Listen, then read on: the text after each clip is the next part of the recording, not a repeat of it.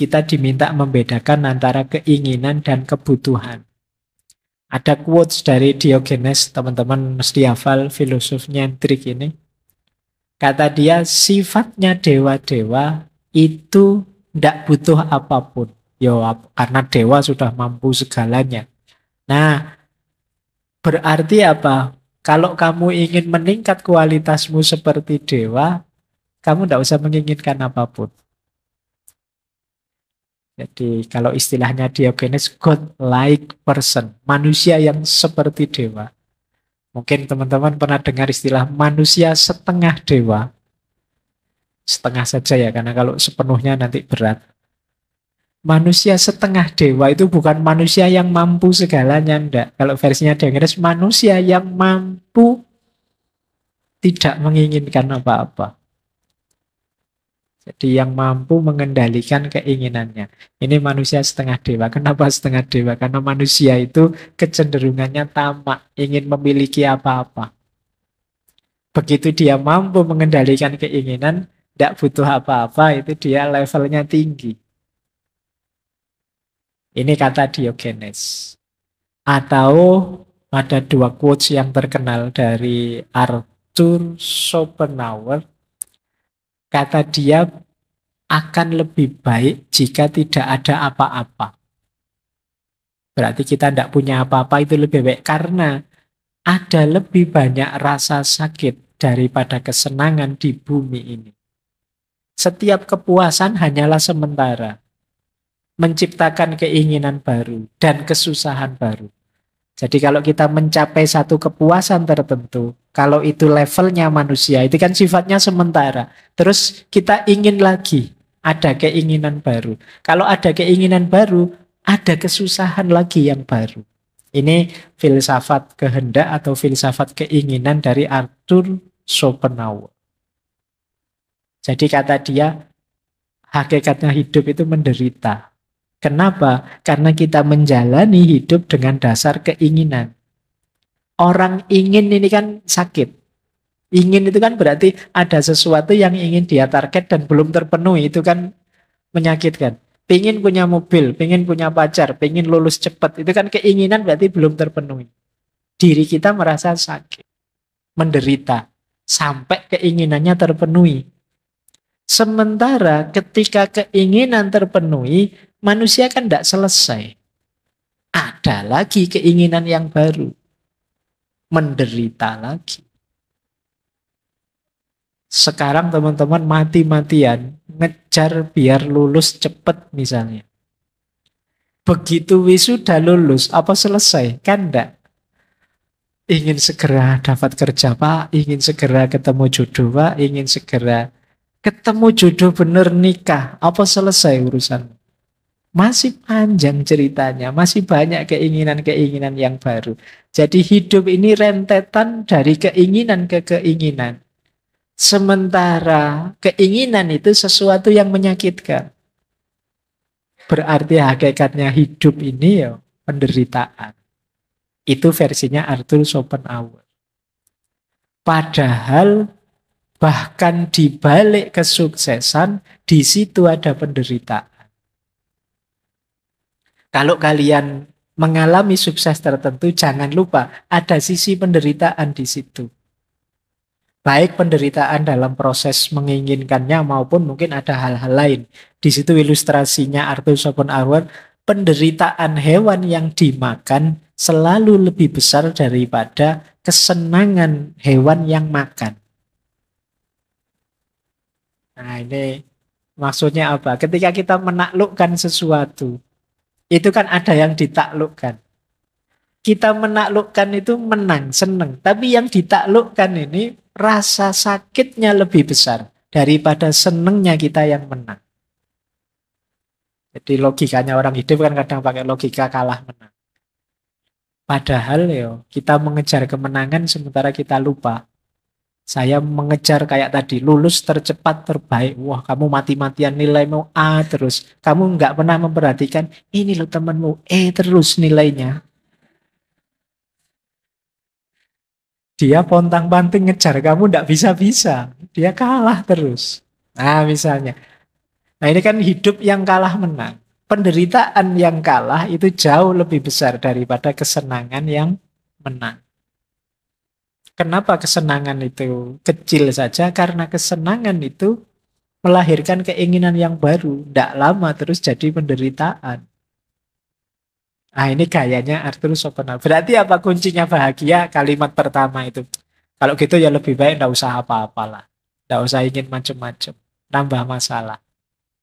Nah itu dasar filosofinya minimalis.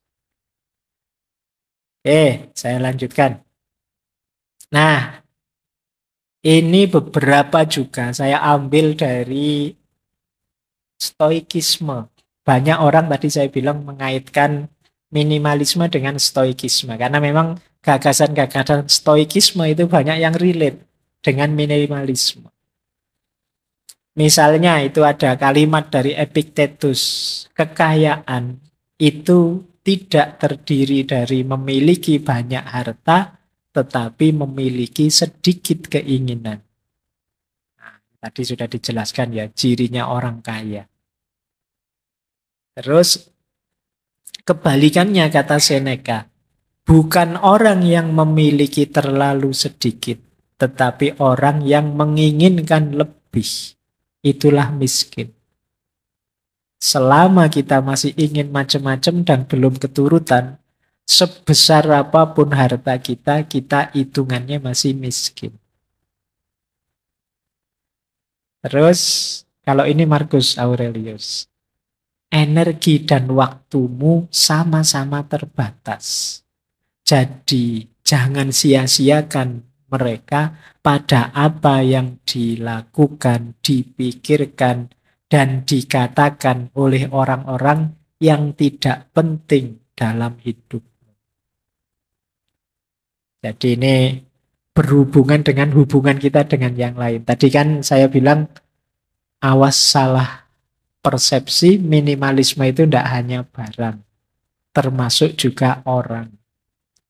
Kalau di antara keinginan kita adalah disenangi semua orang, dipuji semua orang, dan kita mati-matian menuju ke sana, kalau versinya Markus ini ya kita sedang memboroskan energi dan waktu kita.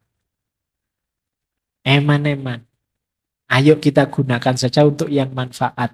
Biarlah ada orang tidak setuju, tidak suka. Asal kita yakin ini baik kok. Asal kita yakin ini sudah benar menurutku. Jalan saja. Kenapa? Ya kalau kita ngeladeni komennya orang, kata-katanya orang, tidak ada habisnya. Tidak mungkin semua orang senang. Tidak mungkin. Pak, saya lihat ngaji filsafat itu kelihatannya senang semua. Iya, viewernya sedikit. Yang tidak senang, tidak ngomong, males, tidak berpengaruh. Jadi tidak mungkin semua orang senang. Pasti ada yang tidak senang ya. Kalau ngaji filsafat mungkin yang tidak senang tidak ngomong juga, tidak keluar juga. Ya mereka tidak senang gitu aja. Jadi tidak usah fokus ke sana. Kalau mikir ke sana nanti jangan-jangan waktu dan energimu habis untuk yang tidak penting. Pernah tidak kalian habis posting sesuatu terus bolak-balik kamu tengok yang nge-like berapa ya? Yang sudah nonton view berapa ya? Kalau kamu sering begitu ya kemungkinan energi dan waktumu habis. Sudah kalau kamu anggap postinganmu penting, posting saja. Selesai. Terserah orang apresiasi atau malah buat kontroversi, ngeritik ya monggo saja. Tapi saya tahu yang saya posting ini baik. Nggak usah ngukur komentarnya orang dan lain sebagainya. Nah, ini nasihatnya Markus. Bersih-bersihnya juga, ini termasuk contoh bersih-bersih orang lain yang tidak penting. Maka dilanjutkan oleh Markus dengan memprioritaskan hal-hal yang tepat, keluarga, teman, usaha, kesejahteraan, engkau akan menemukan kepuasan dan harmoni. Jadi kalau tadi sudah bersih semua, barang yang tidak penting, teman yang tidak penting, situasi yang tidak penting sudah bersih, di situ kita ketemu harmoni dan kepuasan. dalam hidup. Baik. Hidup ini sebenarnya tidak mengejar lebih kalau kita tidak ingin masalah. Kata Sokrates, rahasia bahagia, engkau tahu, tidak ditemukan dalam mencari lebih banyak, tetapi dalam mengembangkan kapasitas untuk bisa menikmati lebih sedikit. Jadi kamu latihanlah bukan punya banyak hal yang kamu inginkan, tapi latihanlah bisa menikmati yang lebih sedikit dari yang kamu miliki. Itu akan membuatmu bahagia. Jadi kembangkan dirimu ke level bisa menikmati yang sedikit. Bukan ke level punya banyak hal. Punya banyak barang. Nah, nanti kalian akan bahagia. Jadi kalau fokusmu hanya memiliki sesuatu, tadi kamu merasa berarti dengan punya banyak, ayo sekarang latihan, kamu tetap merasa berarti meskipun punya sedikit. Ini namanya bisa menikmati yang sedikit. Merasa cukup dengan yang sedikit.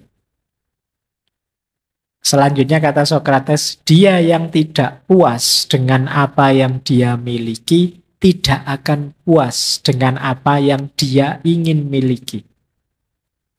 Kalau kita tidak puas dengan yang kita miliki sekarang, biasanya kan kita menginginkan sesuatu. Percaya kalau yang kita inginkan itu tercapai, kita juga tidak akan puas juga. Karena yang kita kejar kepuasan dalam kepemilikan. Sementara manusia itu punya tabiat tamak tadi. Kalau sekedar keinginan, tidak pernah ada habisnya. Coba kalian tanya, siapa orang paling sukses di dunia, terus kamu tanya, sudah selesai kah? Tidak pengen apa-apa, mesti masih banyak. Masih pengen ini, masih pengen itu. Tidak ada habisnya. Jadi, ayo latihan untuk bisa puas dengan yang kita miliki sekarang. Di situ kuncinya kebahagiaan sebenarnya, yang diajarkan oleh minimalisme tadi. Dan ini dikuatkan oleh Lao Tzu yang bilang orang yang merasa cukup dengan yang ia miliki adalah orang kaya. Jadi definisi kaya menurut Lao Tzu itu ya orang yang merasa cukup. Jadi kalau ada yang banyak, sampean ini orang kaya apa orang miskin? Itu jawabannya bukan kamu punya apa, hartamu berapa, tapi kamu puas atau tidak dengan yang kamu miliki sekarang. Kalau kalian merasa puas dengan yang dimiliki sekarang, kalian orang kaya. Jadi tidak usah nunggu nanti lulus, nunggu S2 jadi dosen, terus gaji besar, terus bisa macam-macam, beli macam-macam, baru kamu berani mengklaim kaya. Sekarang juga kamu bisa jadi orang kaya. Dengan menerima apapun, menyukai apapun yang sekarang kamu miliki. Itulah orang kaya. Dan dikuatkan oleh Gandhi. Kalau kata Gandhi, hiduplah dengan sederhana agar orang lain juga dapat hidup. Kalau ini mikir orang lain. Kalau semua orang serakah, ya nanti isinya konflik tabrakan. Kita harus ngerti kapan kita berhenti. Sudah, saya sampai ini saja. Biar yang lain dapat space. Kalau hari ini kan orang yang kaya misalnya relasinya banyak, ya tambah jaya, tambah jaya, tambah jaya. Yang lain tidak kebagian space, tidak kebagian ruang untuk berkembang.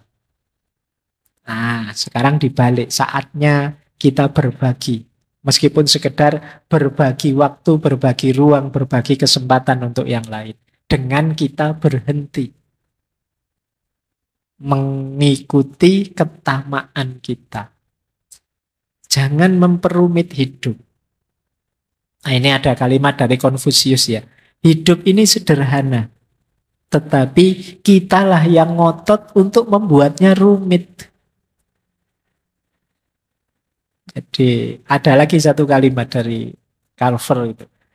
Saya tidak mengatakan tidak karena saya sangat sibuk.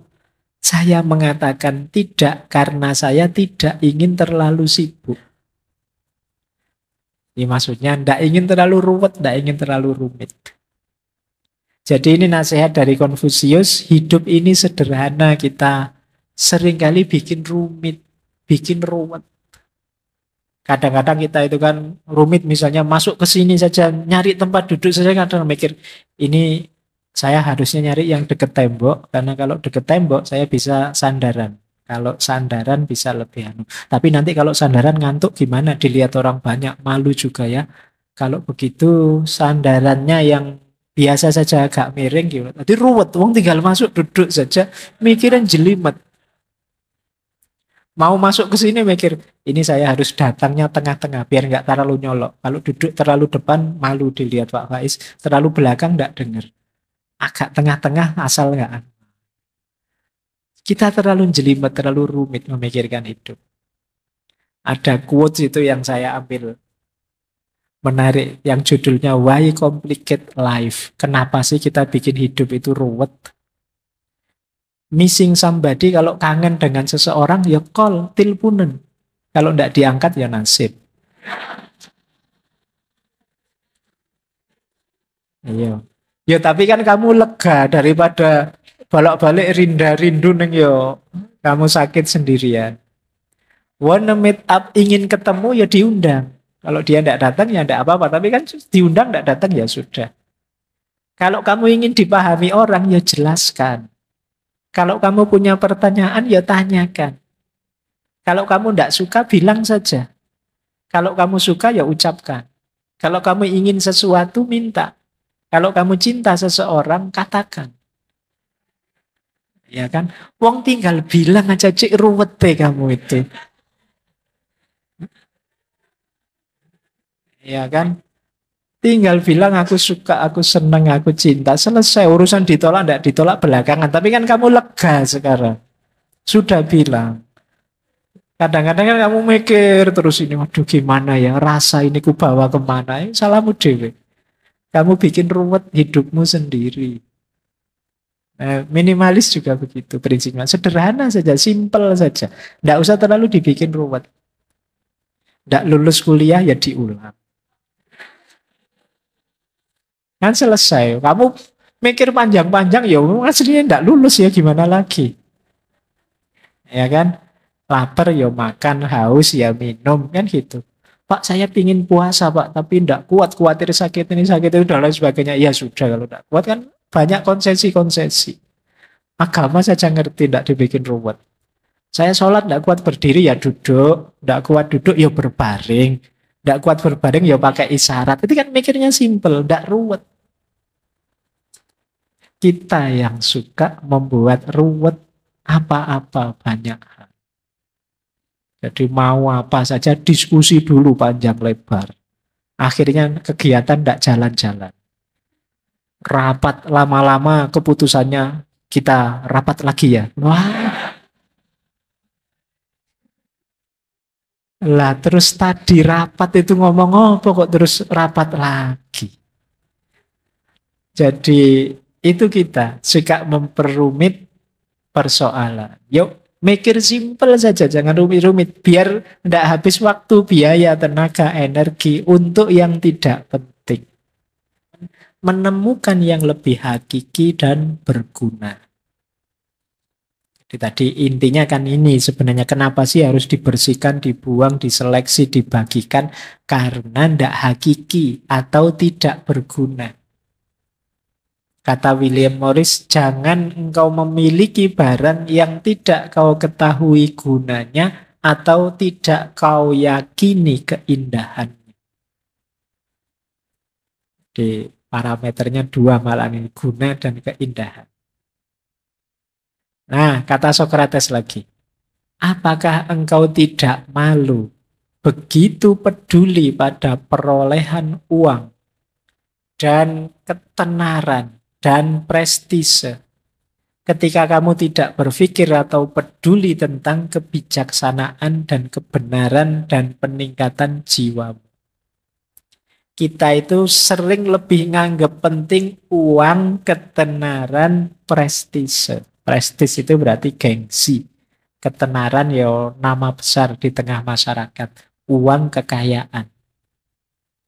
Kita sering lebih fokus ke situ daripada yang lebih hakiki. Kalau versinya Socrates yang lebih hakiki, kebijaksanaan, kebenaran, dan peningkatan kualitas jiwa kita. Ayo fokus ketiga yang hakiki ini dan buanglah fokus ketiga yang awal. Uang, ketenaran, prestis. Bukan berarti kita jangan kaya. Bukan berarti kita tidak usah terkenal atau apa. Uang, ketenaran, prestis itu efek saja. Implikasi logis saja. Kalau kita serius mengejar kebijaksanaan, kebenaran, dan peningkatan jiwa. Jadi kalau kita serius dalam hidup ini, menjalaninya sebijaksana mungkin, sebenar mungkin, dan melakukan perbaikan diri terus-menerus, insya Allah ya kekayaan akan datang. Uang itu otomatis datang. Ketenaran juga akan datang. Prestis, gengsi juga akan hadir. Tidak usah khawatir. Yang sifatnya niscaya tidak usah kamu kejar. Kalau saya kerja keras ya otomatis uang datang. Kalau saya ngomong yang baik-baik, yang benar-benar dan cocok untuk banyak orang, ya otomatis saya akan dikenal orang. Kalau saya melakukan yang baik-baik terus, ya otomatis punya nama baik di tengah masyarakat sudah. Itu implikasi logis. Tidak harus kamu jadikan target. Nah, ada lagi quotes, isi hidupmu dengan pengalaman. Bukan barang. Miliki banyak cerita untuk dikisahkan. Bukan barang untuk ditampilkan. Jadi alih-alih ngumpulin barang, yuk ngumpulin pengalaman. Tambah pengalaman sebanyak mungkin. Biar nanti ada yang diceritakan untuk generasi yang akan datang. Jangan sampai besok kalau kamu dongeng ke anakmu, Pak, Bapak dulu waktu muda gimana sih? Gimana ya, ya Bapak ya biasa-biasa saja, tidak ada ceritanya, itu kan ya tidak enak. Yuk bikin cerita, tulislah dongengmu yang luar biasa, biar bisa dikisahkan pada anak-anak. Bapak pernah ini loh, pernah itu, dan lain sebagainya. Jangan sampai bingung sendiri kamu. Yo bapak yo sekolah, terus kerja, terus kawin, terus kamu lahir. Cokopet ceritanya. Tidak ada yang istimewa. Nah, jadi ayo mengoleksi kisah-kisah hebat tentang diri kita. Tidak sekedar mengoleksi barang-barang untuk dipamerkan. Jadi kita masuk ke yang lebih hakiki dan bermakna. Di antara kunci kita menemukan kesenangan itu terletak dalam kemampuan kita menata keinginan. Kita itu kan punya banyak keinginan dalam hidup ini. Oleh Epikuros, keinginan itu dibagi 3. Ada natural necessary, ada natural unnecessary, dan unnatural. Yang pertama natural dan niscaya. Jadi alami dan memang harus dipenuhi. Yo ini kita ingin makan, ingin tidur, ingin tempat tinggal. Ini kebutuhan-kebutuhan primer. Manusiawi orang menginginkan ini niscaya. Jadi keinginan yang alamiah. Ada lagi yang alami tapi tidak niscaya. Tidak harus begitu. Itu namanya unnecessary. Misalnya rumah besar, makanan mahal, baju keren, HP terbaru. Ini unnecessary. Makan natural necessary. Tapi makan enak, makan mewah, natural unnecessary namanya. Yo alami makannya, tapi mewahnya tidak harus begitu. rumahnya alami, tapi rumah besar mewah sekian tingkat tidak necessary. Tidak harus begitu. Pakaian ya, kita butuh pakaian. Kalau tidak punya pakaian jangan keluar rumah. Tapi pakaian mewah, pakaian mahal, pakaian keren, tidak necessary. Ada lagi unnatural, tidak natural. Keinginan ini tidak alami, biasanya kena pengaruh macam-macam. Misalnya, kalau contoh dari Epikuros ya, ingin berkuasa, ingin terkenal.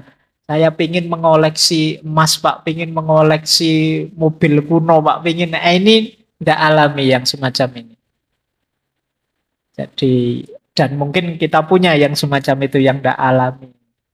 Nah, ada rumusnya untuk menata 3 keinginan ini. Kata Epikuros, rumus pertama, kalau ingin hidup senang, abaikan keinginan ketiga, fokus pada keinginan pertama. Jangan dibalik. Jadi, dibalik itu saya terkenal, yang saya cari itu keterkenalan, Pak. Tidak makan juga tidak apa-apa, itu kebalik. Jadi yo bisa makan dulu, baru boleh mikir selanjutnya. Jadi kalau ingin hidup senang, fokus yang pertama dulu. Kalau yang pertama sudah terpenuhi, monggo. Tapi fokus yang pertama, abaikan dulu yang ketiga. Nah, terus kita boleh memenuhi keinginan kedua asal nyaman. Asal efeknya tidak blunder.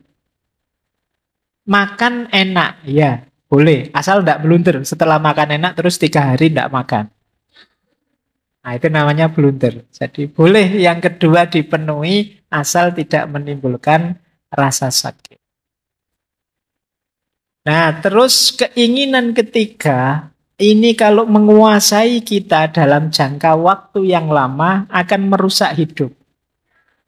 Pak, 10 tahun terakhir ini saya fokus pingin berkuasa terus. Nah, itu biasanya akan hidupmu akan jungkir balik. Tidak puas, tidak nyaman, tidak enak. Pak, saya itu sudah 5 tahun ini Pak bikin channel medsos banyak sekali. Pengen terkenal Pak. Kok tidak terkenal-terkenal ya Pak sampai sekarang misalnya. Itu kan kamu gelisah, hidupmu tidak nyaman. Kenapa?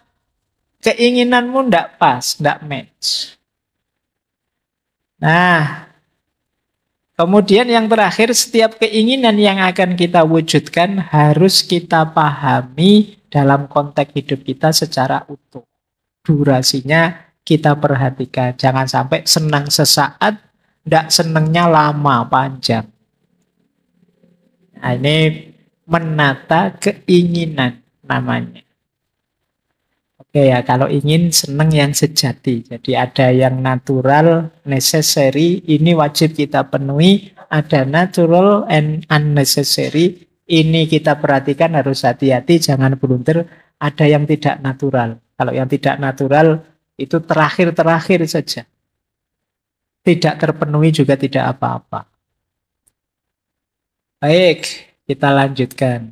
Ini rumusnya kesenangan. Ini boleh teman-teman jadikan patokan, seneng yang sejati. Versi Epikuros, ada beberapa rumus. Yang pertama, tentu saja kesenangan itu pintu gerbangnya kebahagiaan. Kan ada orang itu yang bilang, Pak, saya tidak mengejar kenikmatan, kesenangan, tapi saya mengejar kebahagiaan. Tapi kata Epikuros, yo untuk menuju bahagia, yo kamu perlu kesenangan. Meskipun berhenti di kesenangan, belum tentu kamu sampai pada terminal kebahagiaan. Yang kedua, rumusnya kata Epikuros, senang itu kayak tadi ya, intrinsik. Itu fitrah kita, sudah dorongan diri kita. Nyari senang itu. Kalian tidak usah malu, tidak usah merasa bersalah kalau kalian mengejar kesenanganmu sendiri. Karena manusiawi, tidak ada orang yang nyari tidak enak. Semua orang nyari senang dalam hidupnya. Nah, ini rumus kedua.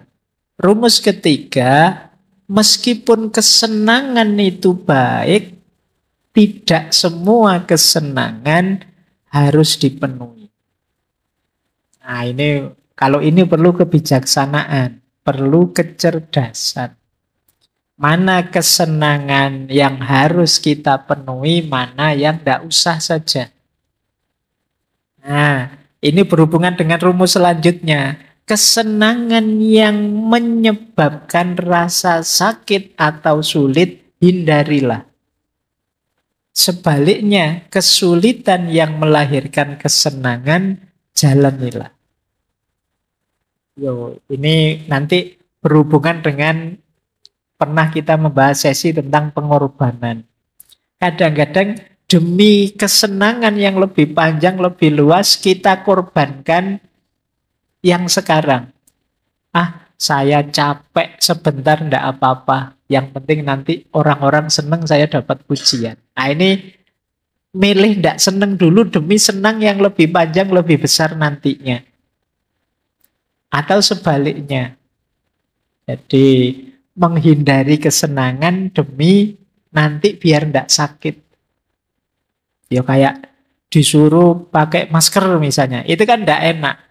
Jan-jane ya kalau bisa dibuka biar nafas kita bebas. Tapi kalau saya ndak pakai masker nanti gampang flu, gampang pilek, nanti ada COVID. Sudahlah tak pakai saja meski ndak enak. Biar nanti ndak sakit.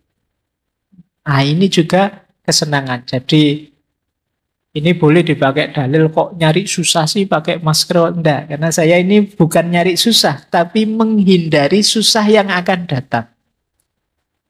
Nah, ini juga termasuk kesenangan. Rumus menyikapi kesenangan, termasuk yang manusiawi.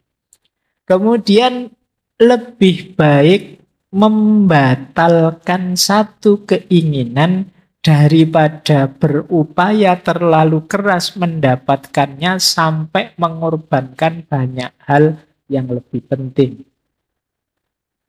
Jadi kalau kita punya keinginan, kejarlah kesenangan itu. Tapi kalau biayanya terlalu besar, ya ngapain juga. Kayak tadi, Pak, saya pingin HP terbaru, Pak. Tapi 25 juta, Pak, yang terbaru. Sementara kiriman dari orang tua, 1 bulan 500.000. Nah, itu kan ya bisa sih kalian nyicil pelan-pelan, nyelengi diam-diam. Tapi kalau yang dikorbankan terlalu besar, nanti jangan-jangan sudah ngumpul 25 juta, tapi kamu terus kurus kering tubuhmu. Karena poso terus. Nah, yang kayak gini hindarilah, ngapain. Jadi ambisi kesenangan yang tidak imbang dengan kapasitasmu sehingga terlalu banyak yang harus kamu korbankan, ya sudah lepaskan saja. Untuk apapun itu, termasuk kalau kamu sedang naksir sopo, ngincer sopo, wah high cost Pak kalau itu Pak, ya wis. Daripada kamu tekor banyak, wong yo ndak mesti diterima. Jadi harus taktis, strategis ya. Jangan sampai nanti malah kamu berkorban terlalu banyak untuk hal yang ternyata tidak terlalu penting. Hanya karena mengejar harapanmu akan kesenangan. Nah, termasuk yang terakhir. Kadang-kadang kita harus siap sakit sebentar untuk senang yang lebih panjang. Tidak masalah kalau itu kan. Barang siapa yang tidak siap menanggung payahnya belajar, kan itu. Siap-siaplah menanggung beratnya kebodohan. Berarti apa? Yo sakit sebentar belajar tidak apa-apa, biar besok pinter. Karena bodoh itu high cost. Biayanya lebih besar daripada biayamu belajar. Itu kemarin-kemarin sudah banyak kita bahas. Nah, ini jadi rumusnya kesenangan menurut Epikuros. Makna kesenangan. Ini nanti menentukan diskusi selanjutnya. Kesenangan itu, kalau yang hedon saya jelaskan barusan, itu biasanya memaknai kesenangan ya yang materi tadi kan, kesenangan indrawi. Makan enak, minum segar, seneng-seneng dengan barang-barang mewah, dan lain sebagainya. Ini kesenangan di makna yang umum saja dalam bahasa sehari-hari. Tapi sebenarnya maknanya kesenangan itu luas. Nah, sekarang mulai berfilsafat ya. Jadi senang itu kan hubungannya dengan perasaan kita. Dan itu tentu saja banyak. Jadi tadi saya contohkan bahkan ya kalau kita senang dengan sholat, ya sholat itu berarti bagian yang menggembirakan. Senang dengan zakat, senang membantu orang, itu kan juga bagian yang menyenangkan. Senang olahraga, senang melihat pemandangan indah, senang melihat fenomena kemanusiaan orang saling bantu. Ini juga jenis kesenangan. Kalau per definisi hedon yang menyenangkan tadi, sebenarnya hedon itu luas. Tidak sekedar kesenangan fisik. Ada banyak hal yang menyenangkan. Apalagi kalau dilihat dari teori atau perspektifnya. Ada teori kualitas, ada teori sikap. Teori kualitas itu menyenangkan itu menyenangkan itu ada di bendanya, itu teori kualitas. HP ini mewah sekali ya, karena dia mewah maka menyenangkan. Uangku banyak sekali ya, karena uangnya banyak maka menyenangkan. Jadi senang atau tidak itu ada di bendanya. Tapi nanti ada teori yang kedua, teori sikap. Kalau di teori sikap ini senang atau tidak ada di bendanya, tapi ada di batin kita. Uang saya sih sedikit, tidak banyak, tapi saya senang sudah dengan ini. Uang sedikit ini kalau saya bisa sudah pakai macam-macam untuk senang-senang banyak hal sudah. Nah ini kuncinya senang bisa ada dalam diri kita. Ini teorinya pakai teori sikap. Jadi menyenangkan atau tidak itu ternyata tergantung kita. Tidak tergantung barangnya atau sesuatunya. Beda dengan perspektif pertama. Kalau perspektif pertama tadi teori kualitas menyenangkan atau tidak tergantung barangnya, sesuatunya. Kalau ini tergantung kita. Kamu mungkin pinginnya uang 100 juta, punyanya 1 juta ya kamu tidak senang. Karena jiwamu menuntut lebih. Tapi kamu pinginnya cuma 10.000 kok yang dilala di depan masjid nemu 100 ribuan. Itu senengmu luar biasa. Ini melebihi ekspektasi. Jadi senang atau tidak tergantung yang ada di batinmu. Jadi tidak tergantung barangnya. Ini namanya teori sikap. Nah, kalian bangun nanti coba diurai lagi. Yang menyenangkanku itu apa sih? Kalau ada hal sangat sederhana, ternyata membuatmu bahagia, itu mungkin kamu cenderung ke teori sikap ini. HP saya sih tidak canggih, Pak. Tapi isinya, Pak, menyenangkan sekali, Pak. Misalnya, Yombo menyenangkanmu kuwi apa? Tergantung batinmu. Nah, HP saya itu Pak, kalau dipakai buka web itu, wah antara muter-muternya dengan bacanya lama muternya Pak. Bisa. Tapi saya senang sudah dengan meskipun begitu saya sudah puas. Itu berarti ada di batinmu. Nah, nanti ada yang terletak di barangnya. Meskipun kamu yang HP-mu sudah S21, itu kamu nggak puas, kamu merasa kurang saja karena sekarang sudah S22. Nah, kamu kejar itu terus, nanti ganti S23 sampai S berapapun kamu kejar terus. Kamu kuliah S1 tidak lulus-lulus tapi HP-mu sudah S21. Nah, ini contoh, titik tekannya pada barangnya, tidak pada batinmu. Nah, ini teori kesenangan. Maka tadi ini bisa nanti dipakai untuk mengurai tadi, hedon tadi. Jangan-jangan pemaknaan kesenangan kita terlalu sempit. Kalau ada orang memaknai tadi, Pak, yang saya senangi ini, coba dicek. Itu terbatas pada yang materi-materi saja atau yang mewah-mewah saja, yang boros-boros, atau sebenarnya ada yang sangat sederhana saya juga suka toh, Pak. Oh, mungkin tidak termasuk hedon yang tadi. ada makna hedon yang lain.